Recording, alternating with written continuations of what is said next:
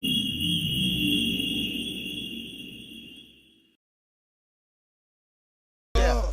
that way. Yeah. Foot on the track like a Segway. Go. Which way? Yeah, that way. That way. I used to trap by the subway. No, which way? Yeah, that way. That way. Young nigga trap with the AK. Which way? Yeah, that way. That way. Big Dyco, get the dough Macy. Great. I want longevity. I want to stay consistent.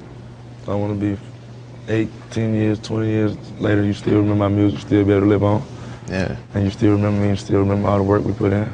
Gas bags at the back door with the bando. Young niggas trap at the corner store, nigga. So many gold pennies on my chain, you would think a nigga won a trophy, nigga. They sucker free, don't fuck with bogus, nigga. Flex like a wrestler, action figure. Hocus pocus, pull up in the Lotus, and my diamond sick is like I got Ebola. Shine, the partner that door swollen. In the kitchen with my chickens, make it older. Kill him. Hold on, Takeoff. Whoa. House. Shout out to mom. You did. Take me in. Mama. How'd that feel about your mom's house, man? Feel good. Accomplishments on. But you guys support each other. Like Takeoff, you have the album coming, the mixtape with Yachty. Is it an album or a mixtape? Just wait on it. Nigga said she didn't realize you was rapping about her on Motorsport. Cap. Who's most likely to be late? I was on the way to the game crib. You know what I mean? You feel me? You know what I mean? We miss Tate, like he's the glue. He's the one. You know what I'm saying? We always said it from day one. Every interview, Tate, that guy, he's the one. He the one who made it. Like his energy, his vibe, everything about it is the aura of the Migos. Migos has been known as one of the hottest acts in hip-hop. Their hits dominating the charts. But last November, the fatal shooting of its youngest member, Takeoff, stunned fans and the music world.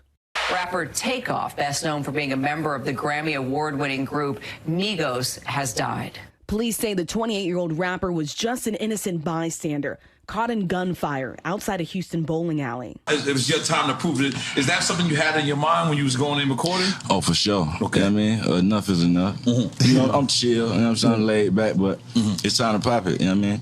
I mean, time to give me my flowers, you know what I mean? I don't want them later on when I ain't here. God damn it. You know what I mean? I want them right now, so. Give me flowers.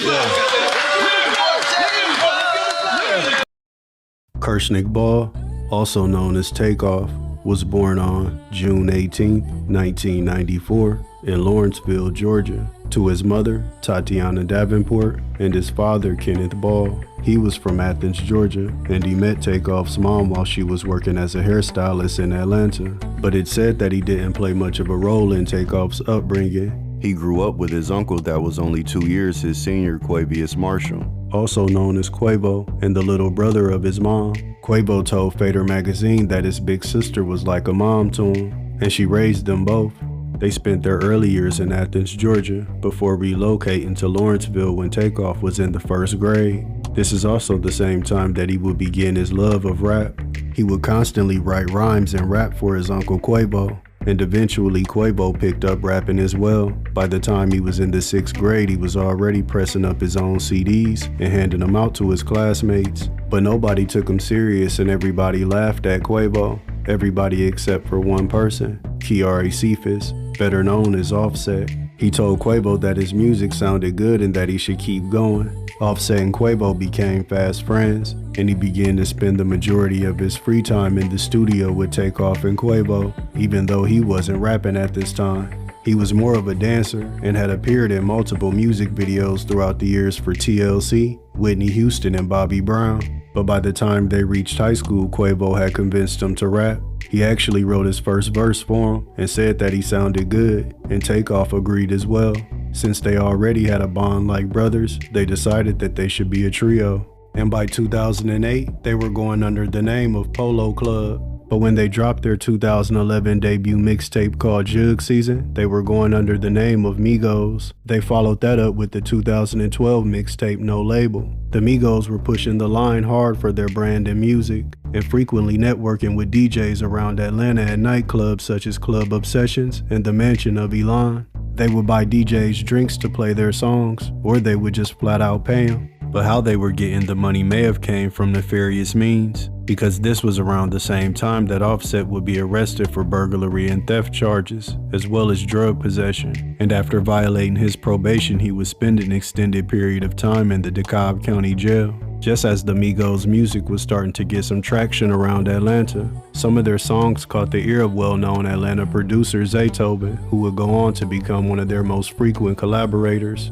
He gave their CD to a man named Kevin Lee, also known as Coach K, who managed both Gucci Mane and Young Jeezy at a point. He had an upstart label called Quality Control that he was starting with Pierre P. Thomas, and they felt like the Migos could be the perfect flagship artist for their new label. They immediately signed the Migos and went to work on putting out their new mixtape Rich Nigga Timeline, which had a song on it called Versace, and it started to go up. And after being approached by Drake at a 107.9 birthday bash in Atlanta, he asked him could he get on the track with him, and even started reciting some of their songs from the Rich Nigga Timeline mixtape. With the assist from Drake, it propelled the song into the Billboard Top 200, but this was only the beginning for the Migos. Their second single, Hannah Montana, gained them more popularity, but according to Quavo and Takeoff, it was the song Bando that really made them feel like the Migos were going places. They released the album Young Rich Nation in 2015 that had the catchy single Pipe It Up on it,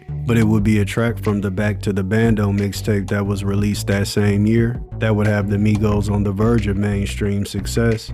It had a song on it called Look at My Dad, and the dance that went along with it became an absolute sensation in 2015. It had everyone from politicians to celebrities to NFL players doing the dance. Massive Pill, what the deal, man? Everything real, man. Pull up with that steel, man.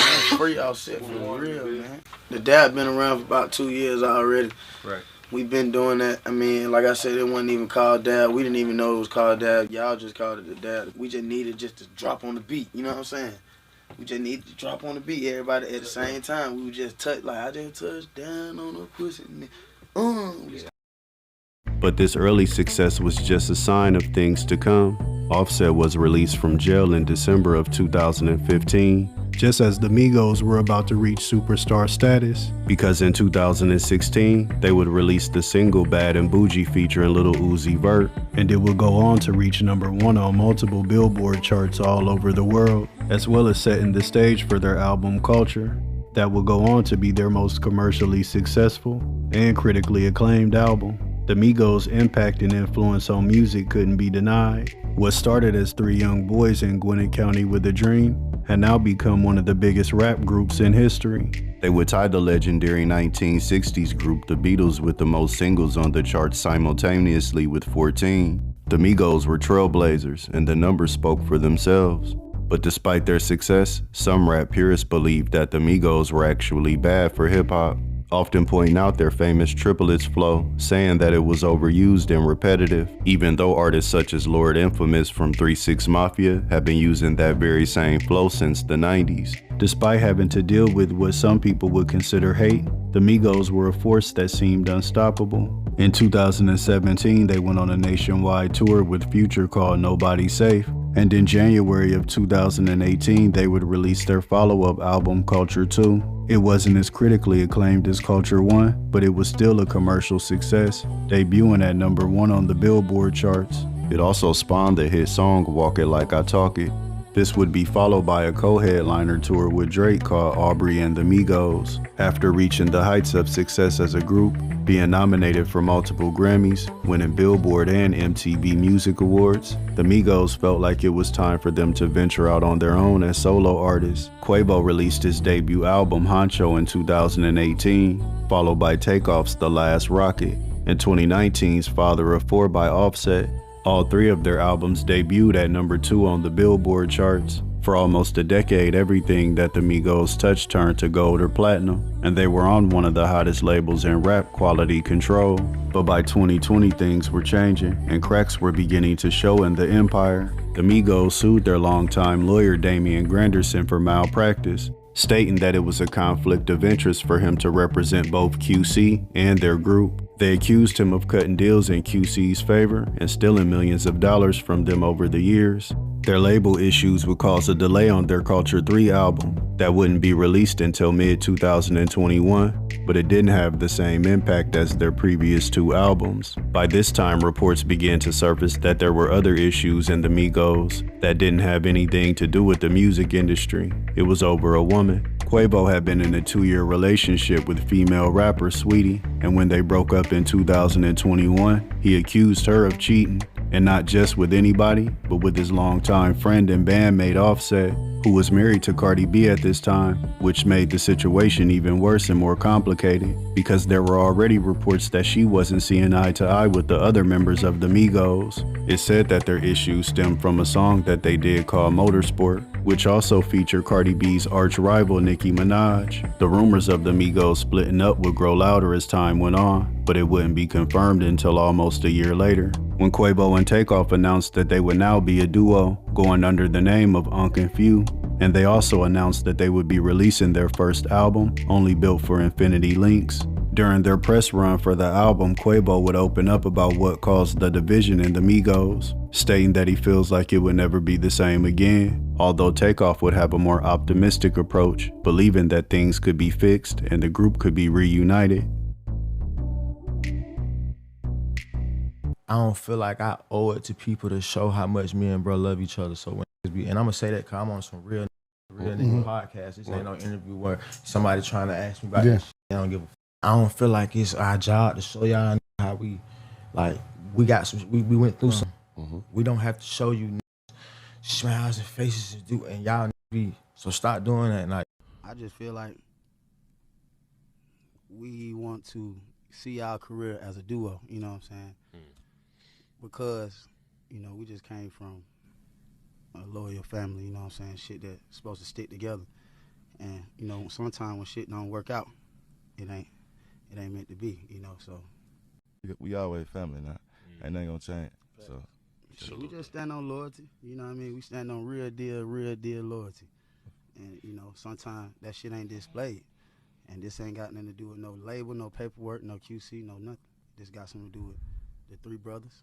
And shit, that is what it is. On October 31st, 2022, Quavo and Takeoff were in Houston celebrating the release of their debut album, Only Built for Infinity Links, which debuted in the top 10 on the Billboard charts. And it was also the same day that they released the music video for their new single, Messy. Quavo was seen hanging out with Mob Ties and Jazz Prince, the son of Jay Prince, CEO of the legendary Houston-based Rap-A-Lot Records. Quavo had shouted out Jazz Prince multiple times in songs throughout the years, and it was obvious that they had developed a friendship. They spent the day at a celebrity basketball game, but in the evening they were driving around Houston. Jazz Prince would even show off his pistol online, saying that he had it for some straightening. Man, we got a little bit of straightening going on. You feel me? Yes, sir, nephew. Hey, man, that's how we rock. Put that in the back. Hold on. Big old bill. Got that big old boxer back there. Hey, man. Got that heavyweight back there. Don't think we playing. Thank you, man. Don't think we playing, man. Hey, man. We got a little bit of straightening going on. Yeah, the biggest. Yeah, we sliding through the town, man. We sliding through the town. How we get down? Got the birthday boy with me. Yeah, also. Yeah, we on the 5th. Yeah, the 5th ward.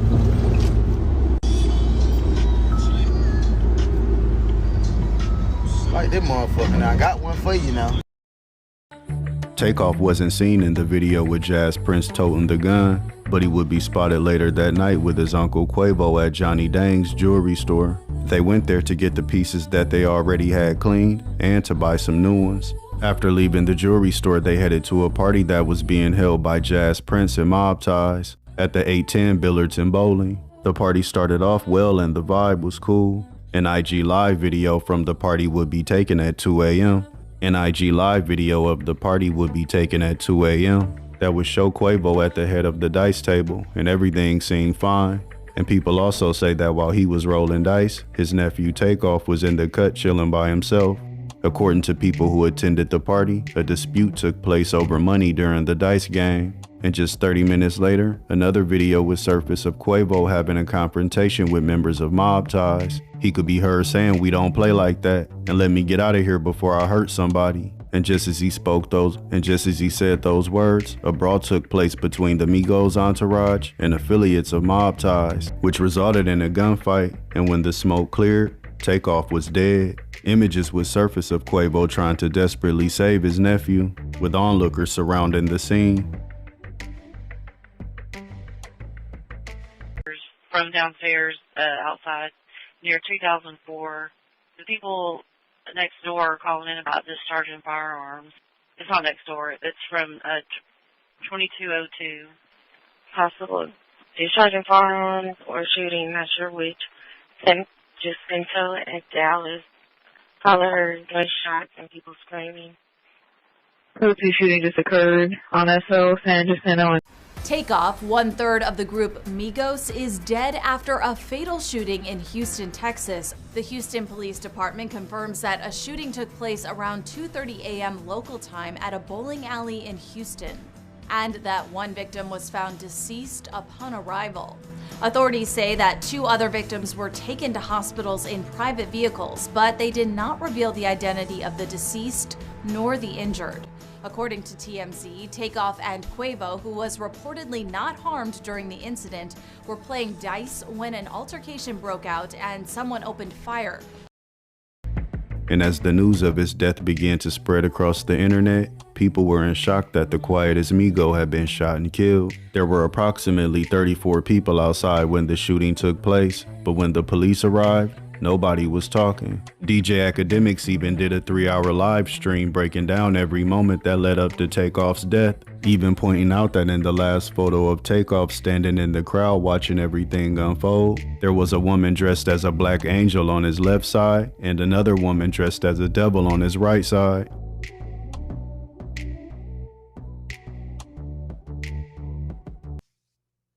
Ain't this eerie? Could we talk about this for a second? In one of the last pictures, we see Takeoff. The person to his right got some devil horns. She's dressed clearly like the devil. And the person to his left, or the left back, got angel halo and angel wings.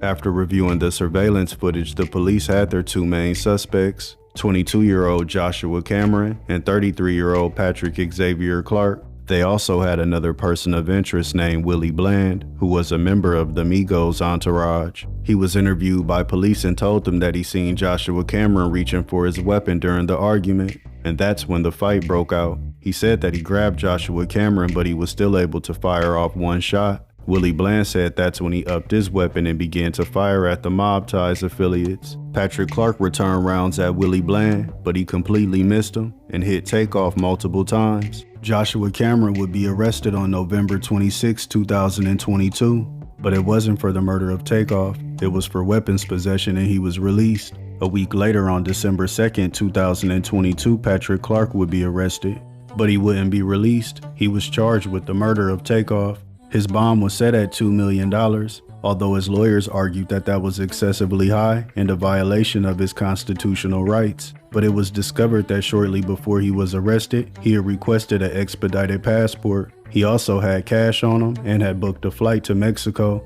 so prosecutors deemed him as a flight risk. But ultimately, Patrick Clark's lawyers was able to get the bond amount reduced from $2 million down to $1 million. Initially, the defense argued that Patrick Clark's family didn't have the financial means to pay hundreds of thousands of dollars in bond money. But only 1 month after being arrested, Patrick Clark was released after paying $100,000. When his lawyers were questioned about how Patrick Clark came up with the money, they claimed that it came from a family friend and a concerned citizen. But some people believed that the money really came from Jazz Prince and Mob Ties, since they were known to have a connection with Patrick Clark. But they couldn't make it public that they were the ones who paid his bail, because it would be a bad look with everything surrounding Takeoff's death. Not to mention that on the night of the shooting, police say that they observed Patrick Clark running into the House of Blues after he shot Takeoff, then returning to the scene shortly after with a wine bottle in one hand and his pistol in the other. Surveillance cameras also showed him leaving the wine bottle at the scene of the crime, then making his escape to a motorcade of black SUVs that's alleged to have Mob Ties affiliations. The rumors and speculation would continue to grow louder after cell phone video footage emerged of what people claim was Jazz Prince casually walking by Takeoff's deceased body.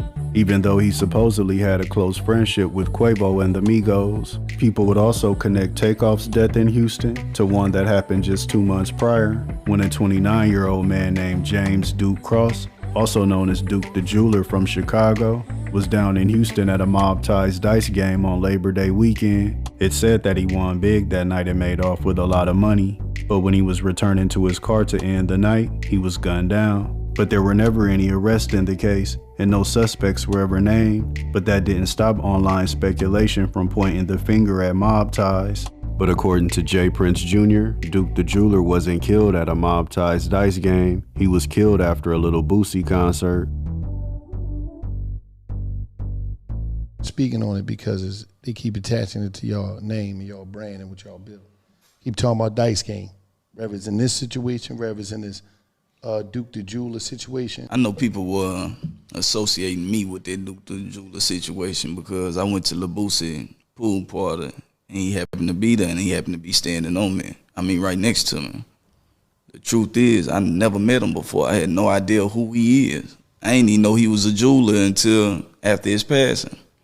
And then the night of that game isn't the night that he got killed. He got killed leaving Boosie concert the next night because somebody tried to rob him. So, you know, the internet play internet game. It got so bad that Jazz Prince's dad, Jay Prince, went on to the Breakfast Club because he was tired of people trying to connect them to these deaths that they had nothing to do with. He would also blame Quavo and his entourage for how things went down on that night. This clown that came here, I wish he wouldn't have never came with Quavo. I wish he wouldn't have never brought this nigga into Houston because he can't think. You know what I mean? This whole root of everything happening is from his actions. And to be frank, honest about the situation, I wish that bullet would have hit him instead of Takeoff because he was the one that deserved that. And there's no picture of just Takeoff by himself. There's Mob Ties niggas all around Takeoff in every picture. It says the Prince family. Yeah, I think they gave Takeoff a little cameo. Yeah, this is like a Houston memorial with Takeoff getting a cameo. From the very beginning, the police made it perfectly clear that Takeoff was an innocent bystander. He wasn't even a part of the dice game or the confrontation that was taking place. It seemed like it should have been an open and shut case. They had video footage of Patrick Clark shooting in Takeoff's direction, but unfortunately it wouldn't be that simple. And soon a bombshell would drop that could potentially set Takeoff's killer free. Because in early 2024, the prosecution in Takeoff's case filed a Brady notice, which means the prosecution has to disclose information that could potentially hurt their case, but help the case of the defendant. The Brady notice was prompted by mishandling of DNA and forensic evidence in the case. It was discovered that a forensic scientist had mishandled DNA evidence on 392 cases, including the case of Patrick Clark and Takeoff. Some legal analysts believed that this could result in Patrick Clark getting a very lenient sentence, or just completely walking free. His lawyers maintain that he's not a murderer, and that this is simply a case of self-defense gone wrong, despite the fact that there's reports that he was a part of another murder that took place in 2018 at Club Live in Houston. Additional information from court records say Clark had been previously arrested in connection to another fatal shooting in 2018. Essentially, he killed a nigga back in 2018. Now, this is a little bit different from what I've been hearing people say about this. A lot of niggas in Houston, they know what went on, but the court documents and the investigation kind of come with another story. He later returned and he cooperated with police. Police was trying to figure out if it was a murder or it was a self-defense. Ultimately, they passed it to a grand jury, and it said it was no build, which means that the grand jury did not see any probable cause to indict him on murder charges. The Brady notice states a Houston Forensic Science Center analyst was terminated on March 25th. She was unable to produce quality work, meet production goals, and lacked attention to detail. The DNA sample was switched before it was tested, so they cannot show that the DNA sample that the state is relying on in these certain tests was the actual person they were testing. One of the cases getting the Brady notice involves the November 1st, 2022 slaying of Migos rapper Takeoff. In the aftermath of Takeoff's death, both of his bandmates made songs speaking about how much he meant to him. Offset on the song Say My Grace and Quavo's Without You, which was an extremely heartfelt and emotional tribute to his nephew.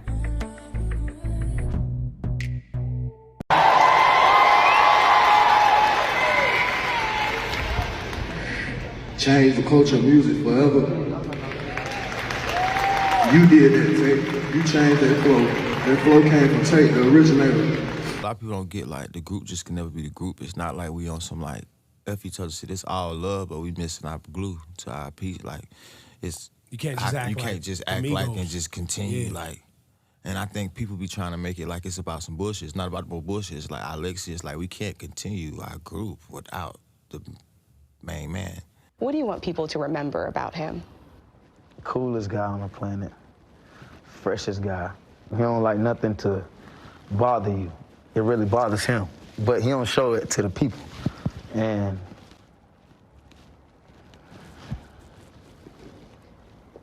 I just think he's the greatest person, the greatest rapper to ever live. And that's my nephew. I'm gonna make sure his legacy is always uplifted. I just think he one of the greatest people I ever been around. You always with me, and we did everything together. Since we was kids, you been by my side, looking up at me with them eyes, same eyes you got as my sister. Waiting on me to make the next move, then you followed up right behind me. You always made sure I did it first, so you can do it right with me. You never competed with me. We was always on the same team because you hated playing against me because I always played too hard or too rough. And I can hear mama saying, not too rough, son, because I ain't like to lose. Remember our first dream was to be tag team partners in the WWE. There was a belief that Takeoff's death would bring the two remaining members of the Migos back close together, repairing their fractured friendship. But when they were scheduled to perform together at the 2023 Grammys, a fight took place, and Cardi B could be heard yelling at Offset and Takeoff to stop fighting. And although they did perform together later that year at the BET Awards, it wasn't for them to reconcile. It was to say goodbye to Takeoff. And when Offset posted a picture to Instagram of his back tattoo that was a tribute to Takeoff, Quavo would respond by saying rocket power, it's in you, not on you. Takeoff's death had a devastating impact on everybody who knew him, but nobody more than his mom. She filed a wrongful death lawsuit against the 810 Billards where Takeoff was killed, stating that they failed to provide adequate security. And she also had to deal with issues in regards to Takeoff's estate. It was reported that he didn't have a will at the time of his death, so now his father believes that he should receive some of the proceeds, despite the fact that it's been widely reported that he didn't play a big role in Takeoff's life growing up. And a vision came up on me, and it was like, I want my son's name to continue, his legacy to continue to go. So while I was crying, I was like, I need something that can help impact other people, because I know I'm one individual person and I can't change the world. So if I can prevent one mother from experiencing what I'm experiencing, I can help one father, one grandmama, one auntie, cousin, friend, any family member not to walk in my shoes. I'm willing to do my part, turn my pain into passion, helping someone get through. Being a star was secondary to Takeoff. The music always came first. Ever since he was 7 years old, he knew what he wanted to do. He knew what he was born to do. He was born to rap, and he was able to make his childhood dreams a reality, being a part of one of the most successful and iconic groups in rap history. He was the heart and soul of the Migos, and Takeoff, he was only 28 years old when he died. Rest in peace.